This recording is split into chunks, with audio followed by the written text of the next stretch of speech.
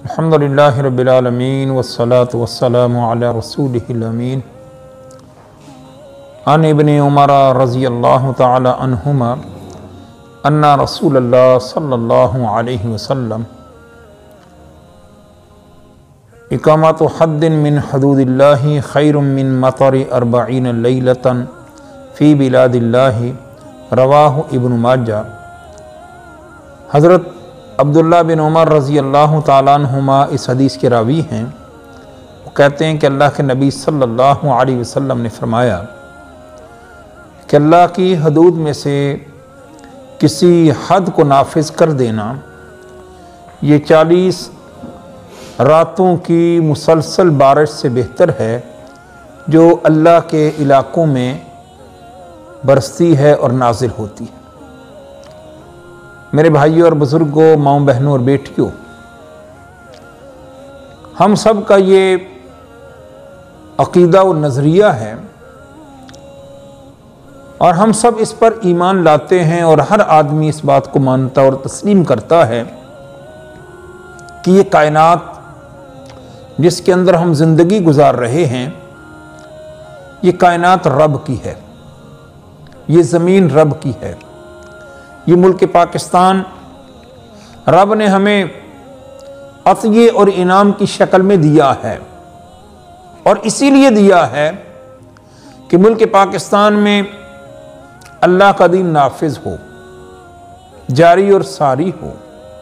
और ये जो हदीस मुबारका मैंने आप लोगों के सामने तिलावत की है, इस हदीस मुबारका में अल्लाह के प्यारे नबी सल्लल्लाहु अलैहि वसल्लम ने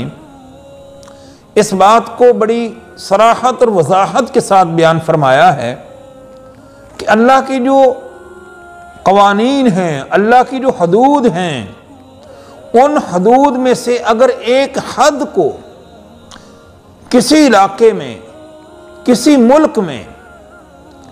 किसी सोसाइटी में, किसी मुआशरे में नाफिज कर दिया जाए तो उसका क्या रिजल्ट है,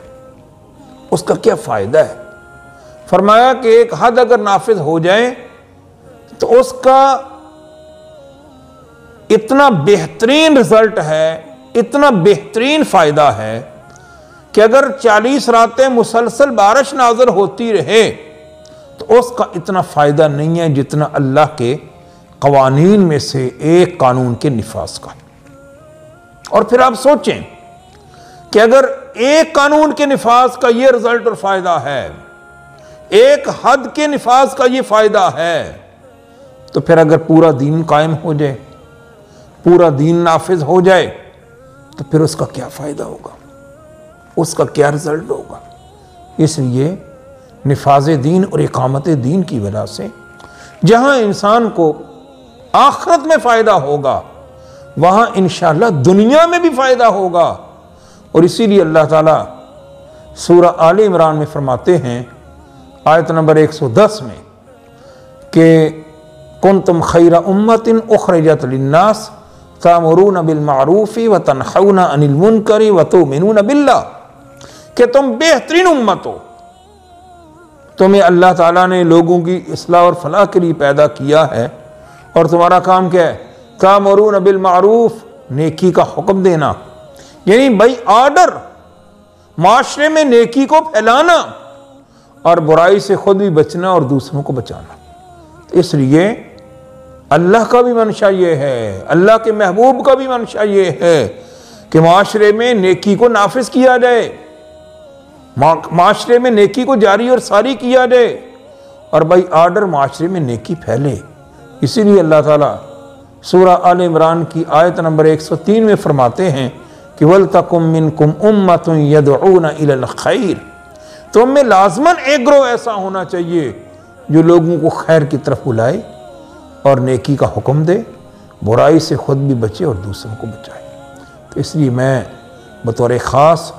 आप भाइयों और बुज़ुर्गों से, माओं बहनों और बेटियों से ये गुजारिश करूँगा कि हम सब को इस तरफ तवज्जो देनी चाहिए कि अल्लाह का दीन नाफिज हो जाए, इकामत दीन हो जाए, अल्लाह का दीन जारी और सारी हो जाए,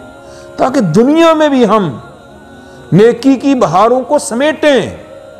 नेकी के फ़वाइद और समरात को हासिल करें, हमारी दुनिया भी बेहतर हो जाए और दुनिया की बेहतरी के साथ साथ असल बेहतरी आखिरत की बेहतरी है, आखिरत में हम कामयाब हो जाए। इसलिए अल्लाह ताला ने हम सब को ये दुआ सिखलाई है कि रब्बना आतिना फिद दुनिया हसना और फिल आखिरती हसना वक़िना अज़ाबन्नार। ए अल्लाह हमारी दुनिया भी बेहतर कर दे और हमारी आखिरत भी बेहतर कर दे और हमें जहन्नम के अजाब से बचा ले। तो जहाँ नेकी के गलबे के लिए, खैर के गलबे के लिए, खैर के निफाज के लिए इक़्तिदार, इख्तियार और क़ुव्वत की ज़रूरत है, वहाँ बुराई के ख़ात्मे के लिए भी इक़्तिदार, इख्तियार और क़ुव्वत की ज़रूरत है। इसलिए अल्लाह के प्यारे नबी सल्लल्लाहु अलैहि वसल्लम ने फरमाया, मन रआ मिनकुम मुनकरन फलयुग़य्यिरहु बियदिही फ़इन लम यस्तति फ़बिलिसानिही फ़इन लम यस्तति फ़बिक़ल्बिही वज़ालिका अज़अफ़ुल ईमान। जो आदमी तुम में से किसी बुराई को देखे, अल्लाह के नबी सल्लल्लाहु अलैहि वसल्लम ने फरमाया उसकी जिम्मेदारी और ड्यूटी है कि वो उसको हाथ से बदल दे। यानी पहले ही जिम्मेदारी, पहला फ़र्ज ये है कि बुराई का ख़ात्मा किया जाए क़ुव्वत के ज़रिए, इख्तियार के ज़रिए, इक़्तिदार के ज़रिए। और अगर ये चीज़ नहीं है तो फिर अल्लाह के नबी सल्लल्लाहु अलैहि वसल्लम ने फरमाया कि उस बुराई को ख़त्म करो वाज़ व नसीहत के ज़रिए, दावत व तबलीग के ज़रिए। और अगर हाथ भी शाल हों, ज़ुबान भी गूंगी हो, तो फिर अल्लाह के नबी सल्लल्लाहु अलैहि वसल्लम ने फरमाया कि उस बुराई को दिल में बुरा समझो, वज़ालिका अज़अफ़ुल ईमान, और ये ईमान का कमज़ोर तरीन दर्जा। आज माशरे में नेकी इसी वजह से मजबूत बुनियादों पर आगे नहीं बढ़ रही। वैसे तो खैर और नेकी का काम हो रहा है, मुख्तलिफ ज़ावियों से और मुख्तलिफ तरीक़ों से हो रहा है। हम सब को कदर की निगाह से देखते हैं, हम सबको अप्रिशिएट करते हैं, सबकी तहसीन करते हैं, लेकिन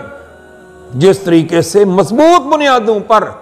नेकी का काम होना चाहिए, बहरहाल इसमें कमज़ोरी है और इसके लिए ज़रूरी है कि इख्तियार हासिल किया जाए, इक़्तिदार हासिल किया जाए। और इसी तरह बुराई जो माशरे में मजबूत होती जा रही है, पनप रही है और बेहतर हो रही है और अपनी जड़ें मजबूत करती जा रही है, इसके ख़ात्मे के लिए भी ज़रूरी है कि हम इख्तियार और इक़्तिदार हासिल करें और कोशिश करें कि अल्लाह के क़वानीन नाफिज़ हो जाए, अल्लाह की हदूद नाफिज़ हो जाए। लोग अल्लाह की हदूद को इख्तियार करें, लोग अल्लाह के क़वानीन को इख्तियार करें और लोग अल्लाह के क़वानीन के मुताबिक अपनी ज़िंदगी गुजारने की कोशिश करें। इंशाअल्लाह दुनिया में भी फ़ायदा और आखिरत में भी फ़ायदा। मैंने चंद गुजारिशात आपके सामने रखी हैं। मेरी अल्लाह से दुआ है कि अल्लाह हम सब को इन गुजारिशात पर अमल करने की तौफ़ीक़ अता फ़रमाएँ। व आखिर दावाना अनिल हम्दुलिल्लाहि रब्बिल आलमीन।